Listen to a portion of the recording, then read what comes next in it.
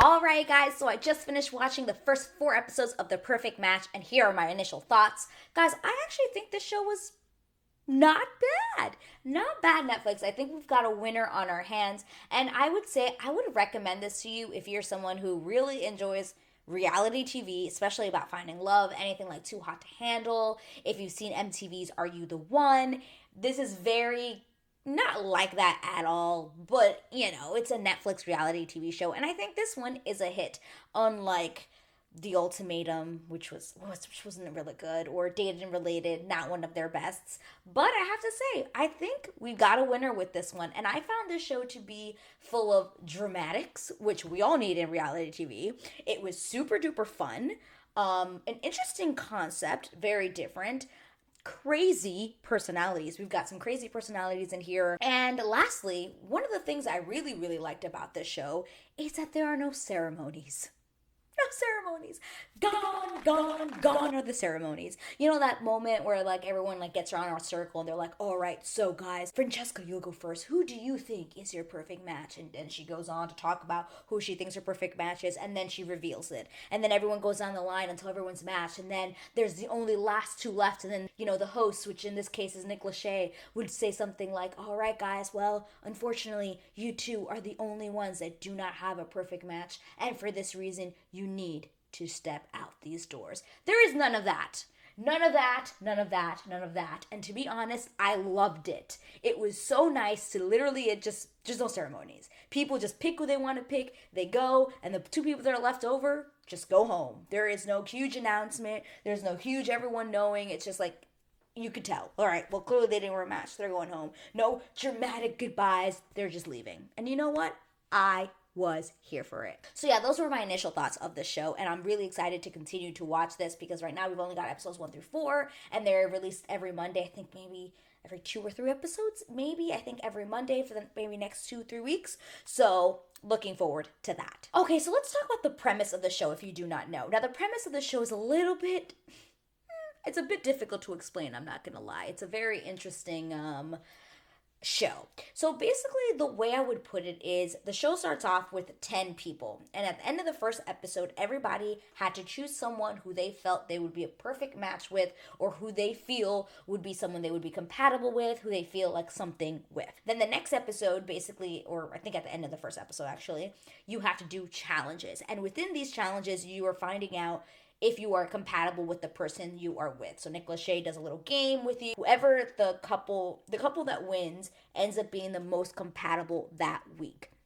And then what happens, and this is when it gets kind of fun, that couple now has a chance to go into this boardroom. And it's basically, they go in, it's just this really high-tech virtual lights and stuff, and there's this huge board. Now I'll explain what the board looks like. So it's like a big board, virtual, and at the bottom of the board are every couple that has matched, and on the top of the board are 4 new singles that are also from other reality TV shows. The couple will decide which 2 singles they will bring in that week, and it'll either be 2 girls or 2 guys. That's basically how it works. It alternates every week. 2 girls or 2 guys. Now this couple has the power to choose that single to break up another couple that could possibly win.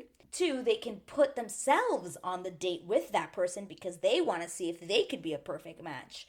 Or 3, they can bring in that person for, let's say, somebody else on the board that they feel like, oh, they're not connecting with their person, we should help them out, let's bring in somebody for them. And basically when that happens, stuff ensues, because either, there's going to be a couple that's like, no, well, that's my person, why are you going to try to mess that up? Or even more drama, which happens twice on this in the next 4 episodes actually, is that you have one of the people who just was in a most compatible relationship is now saying, well, actually, I kind of want to meet this person who's coming in. Sorry. And they kind of leave their person to the side. And that puts that person in danger, because if they were already matched with them and then their person who was matched finds somebody else, then who are they going to match with? Because at this point, no one's talked to them because they've been matched. That was a lot. So yeah, basically that's the premise. Now, the other part of it is that basically at the end of that night, when everyone is choosing who they want to be with, who they want to match with that night, there can only be there will be 2 people left over because 2 new people came in. So whoever are the last 2 who don't have a match, they gotta go home. And yeah, so then that's how it goes. It just keeps alternating, finding out who is the best match. And whoever is a perfect match ends up winning the game. Now, I also did want to mention something else about this. Something that I really liked about the show was that I didn't feel like it was too much of like how Too Hot to Handle could be, or even Are You the One? Like very like overly sexualized people who are like in this place wanting to make out with everyone. I didn't really feel that vibe from this show, which I genuinely liked. I liked that in the first episode it wasn't all of this like yeah, some people kissed, but it wasn't like this overall like I need to make out with this person and I'm gonna make my move and I'm gonna have sex with them tonight. Like everyone there genuinely was like, for the most part, we'll get into it, is there like to find love. Everyone there seems to be like serious about finding someone. It's not necessarily just about like the sexual stuff, and they're taking their time, which I genuinely really liked. I liked that about this show. It just seems like people are serious. They're there to find their person. And also, I loved no one sharing rooms. There's none of that. Every couple gets their own room.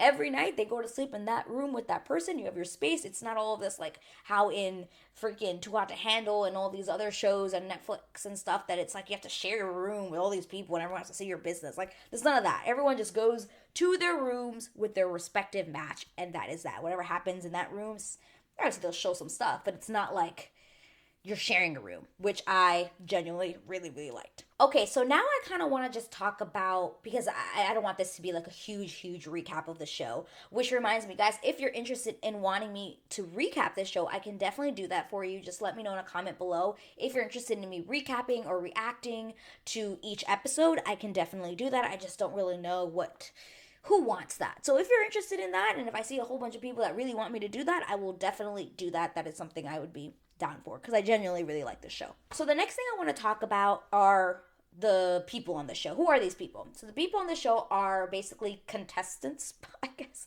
from other Netflix reality shows. So anything like Too Hot to Handle. We had people from Love is Blind. We had people from The Ultimatum, The Mole, this show called Sexy Beasts, which I had never seen. So The Circle. So just different reality TV shows. People who just did not find love on their show. Even though The Circle isn't necessarily a show about finding love, or The Mole. But it was a possibility, maybe. I didn't see The Mole, though. If you saw The Mole, let me know. But I didn't see The Mole.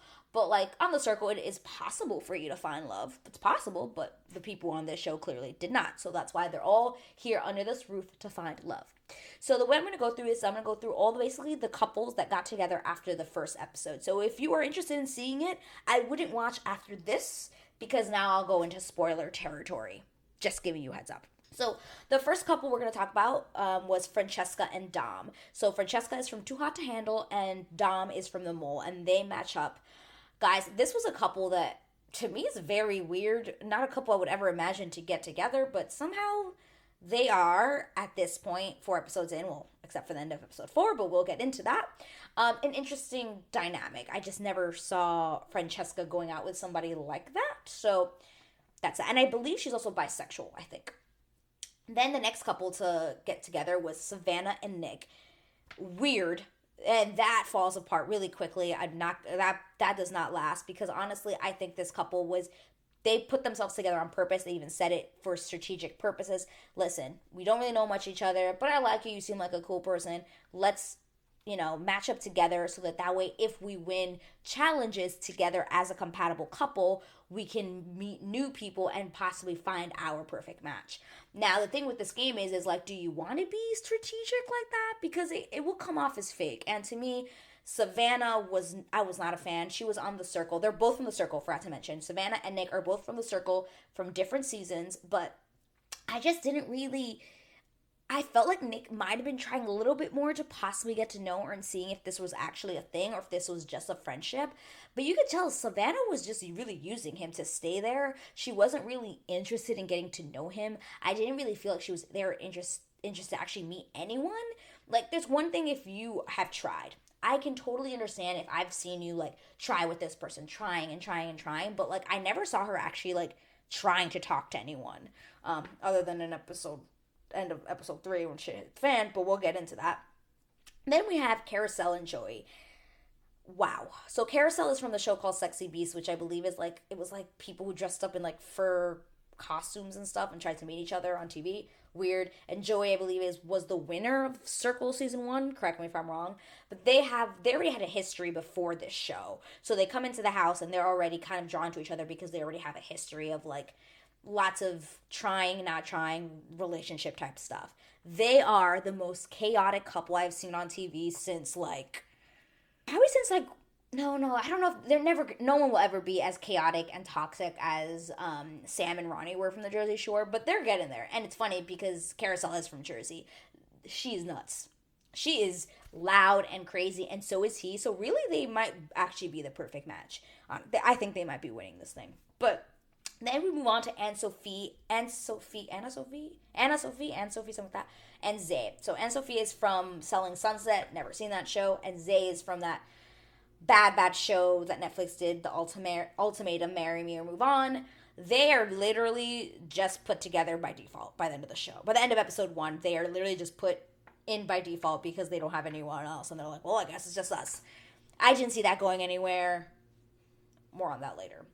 Then we have, lastly, Shane and Inez. Shane, our famous, lovable Shane from Love is Blind, and Inez, who is from The Circle, France.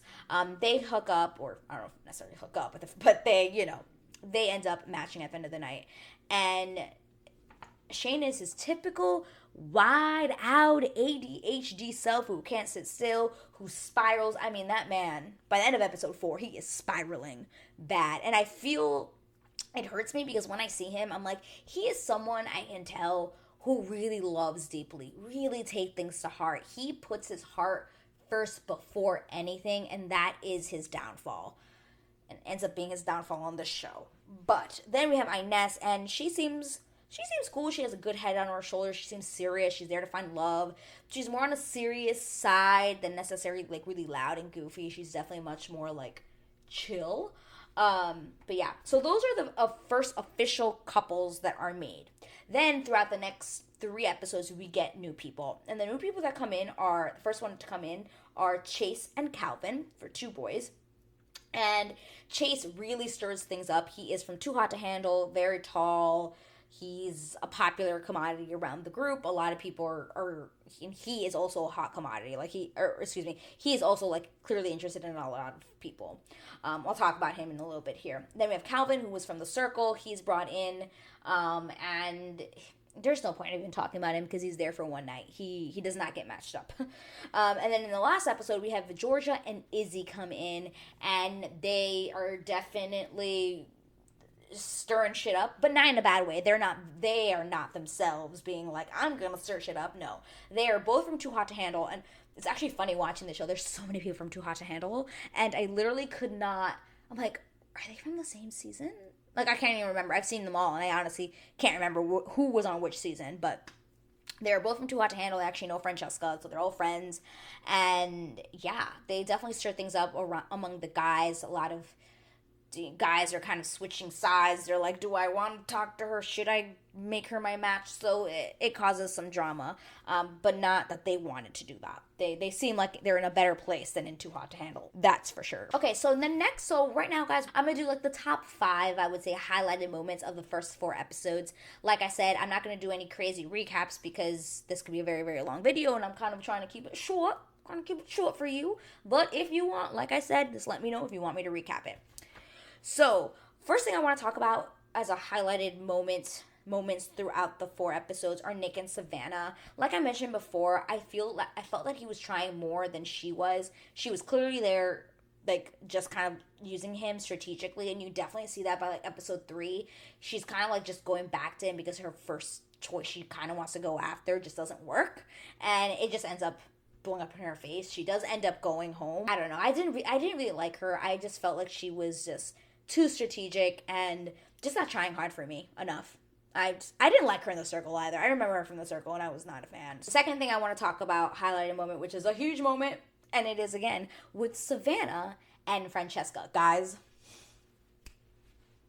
reality gold. Reality TV gold. It was Guys, they have a showdown, I guess I will call it. Basically, in episode 3, Savannah decides, because that's the night that 2 girls will be going home, so the guys are the ones who have to pick. She decides, oh, you know what, I'm gonna go after Tom or Dom. Like, I liked him since the first time I saw him, but I just didn't really go there, but I'm gonna try. And she, like, pulls him aside and, like, basically, tries to be like, hey, like, don't be so loyal, like, don't be like, you don't have to be loyal, like, we're here to find our perfect match and all this stuff, basically trying to, like, be like, hey, come to the dark side. Francesca notices it. She's a little bit peeved, but Dom goes and talks to her and tells her, like, the lowdown.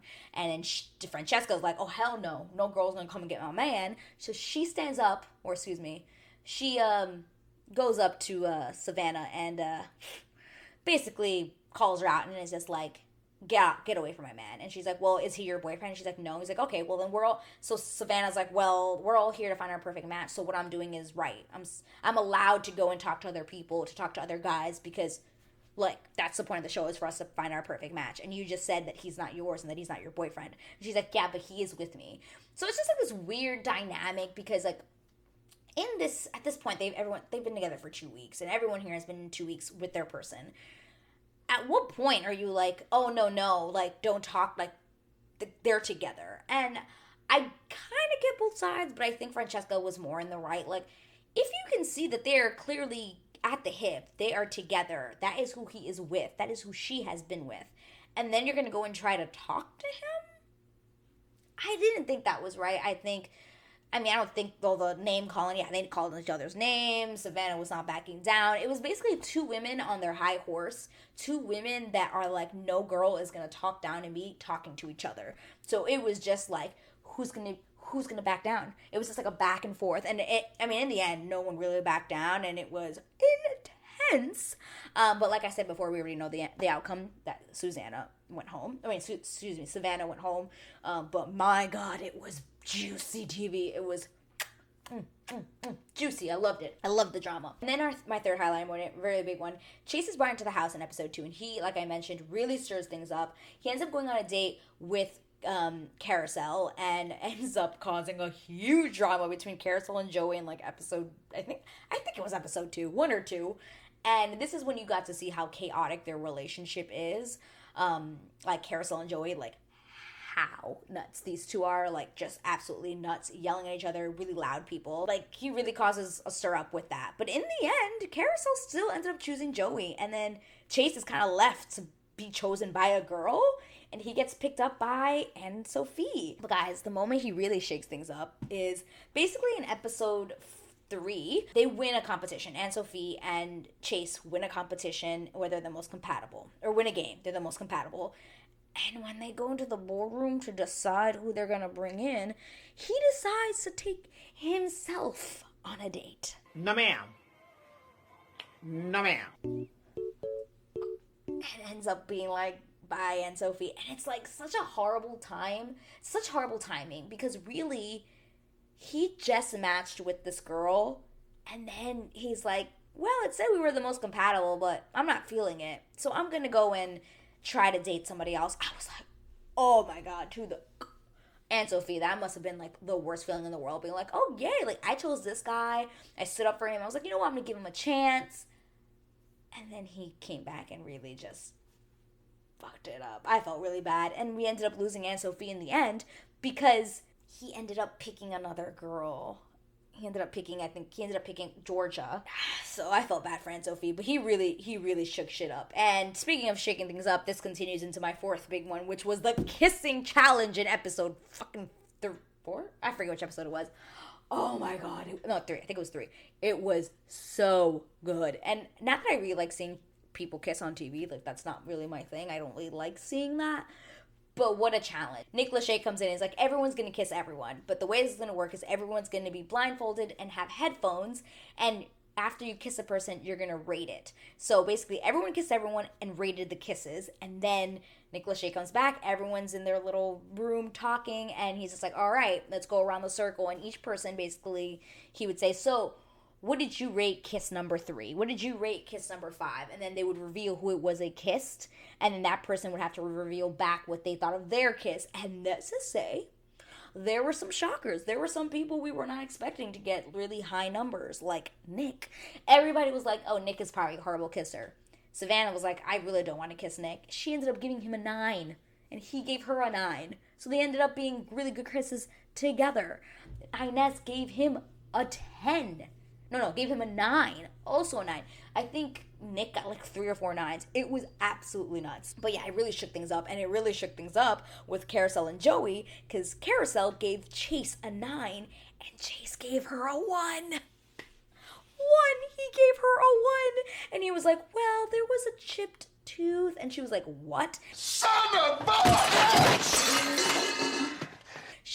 Her ego was absolutely squished. It was literally like they were like, you are horrible. That's literally how she felt. She was so freaking pissed. It was hilarious. But it turns out Chase only gave her a 1 because he was doing it strategically so that him and Aunt Sophie could win the game. So that was a lie, but Carousel doesn't know that, and she just pretty much hates him at this point. It's just like bad talking him for the rest of the episodes and on. Like, she just hates him now. But guys, the crazy shit was... well, there's 2 crazy things also. The crazy thing was Carousel was asked where her number 1 kiss was, and it was Joey, and she gave him a 10. And before she knew it was Joey, Nick asked her, what did you think about this kiss? Why'd you give it a 10? She's like, well, I thought to myself, this is the only person I would ever want to kiss ever again for the rest of my life. It was like a soulmate thing. It was like a dream. Like, she was going on to this whole thing, and everybody was like, holy fuck. What the fuck is going on in here on this day? Like, well, I think they might be winning this game. At this point, they might be winning this game, because then what happens? Joey gave her a 10, and they said the same exact thing about each other. And yeah, that was a thing. Like, they are like obsessed with each other. I don't want to say in love, like obsessed with each other. Francesca and Dom did not do very well. I think they gave each other like an 8 and a 7 or something. Like, and it was their first kiss. I don't know. I think it kind of threw Francesca off because she didn't want such a low kiss, like such a low score for the person she was matched with. So that brought up some weird tension afterwards, where it was like, what's going on? They resolved it, but it was just really awkward. But man, that was a good challenge. Oh, I was in it for the drama in that one. And then lastly, guys, this is the big one, and it was basically how the end of episode 4 ended.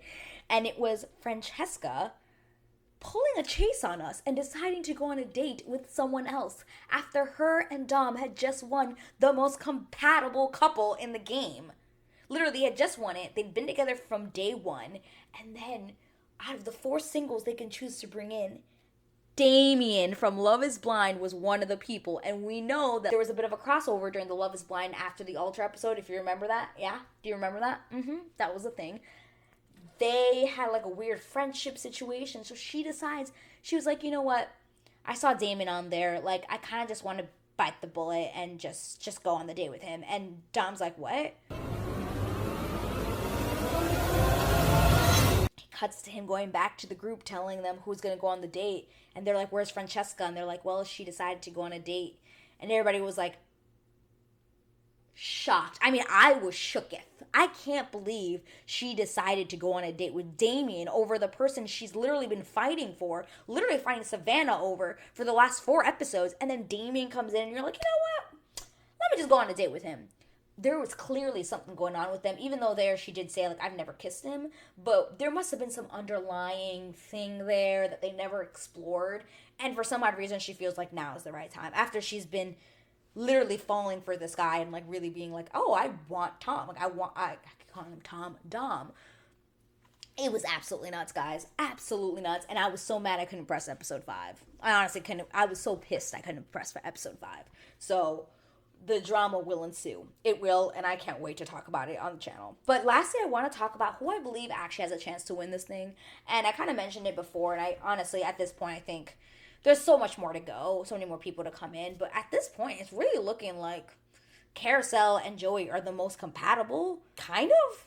Like, I mean, they're not the best at the games together. Like, at like kind of knowing each other. They're really not. But when they are like together, they just seem like in sync. Like, I don't know. But I don't know if it's a sexual thing. I honestly don't know what it is. But they're absolutely a net. They're nuts together. So right now they are like At this point, there's supposed to be so many more people coming in based on the preview coming up. So a lot can change. But from the first 4 episodes, it just looks like they're the ones that are like really, really in it for the love portion right now. It just really seems like they're the most connected because we've got a lot of shakeups going on. The Nick keeps bumping from changing from girl to girl. He was really into Inez. He finally made her his match, and then they got into bed together. And he was like, "This feels weird. It feels different. You're too serious for me." Then he ended up going and wanting to be with Izzy, who was introduced, and there's a whole drama with that. Then you have Shane, who also is kind of like spiraling because he's going from girl to girl to girl because he thought Inez was the one, but then Inez was like, "You're not the one for me." And then now he's with Izzy, but then Izzy wants to be with Nick, and then he's spiraling. He doesn't want to be there anymore. It's literally as fast as I'm talking because it's nuts. It's absolutely nuts. That was a lot. Sorry, guys. That was a lot. But anyway, guys, like I said, I'm really enjoying this show. If you want me to recap it, please let me know in a comment below. Let me know also if you have been watching. What are your thoughts? Who do you think is going to be winning this thing? Are you excited to see some new faces? I did see some really fun ones. Like I did see Chloe, who I actually love from Too Hot to Handle and The Circle. I'm excited to see her on another show here. She is a personality and I love her. But all in all, guys, like I said in the beginning of this video, I would recommend this if you're really into Too Hot to Handle. Are You the One? Love is Blind. If you look at any of Netflix's like reality TV shows, I highly recommend you watch this one because it's a good one. I recommend this one for sure. And if you are interested in seeing my Love is Blind and Too Hot to Handle reactions and recaps, you can watch those in this playlist right over here. But I will see you guys next time. Bye!